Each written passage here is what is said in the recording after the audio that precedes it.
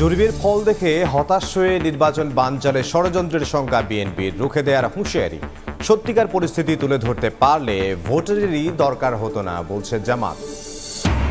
তফসিল ঘোষণার সঙ্গে সঙ্গে ৩০০ আসনেই বিচারিক হাকিম নিয়োগের অনুরোধ সিইসির। প্রধান বিচারপতির সঙ্গে সাক্ষাৎ, নাসির উদ্দিনের ভাষণ চূড়ান্ত, কাল বিটিভিতে রেকর্ড।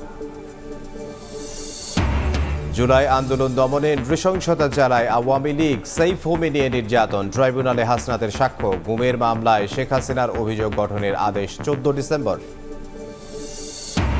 কারাগারে আবারও আয়নাবাজি, গাজীপুরে বন বিভাগের মামলায় আসামির পরিবর্তে জেল খাটছেন অন্যজন। দায় এড়াতে আদালতকে তড়ি ঘড়ি করে চিঠি কারা কর্তৃপক্ষের।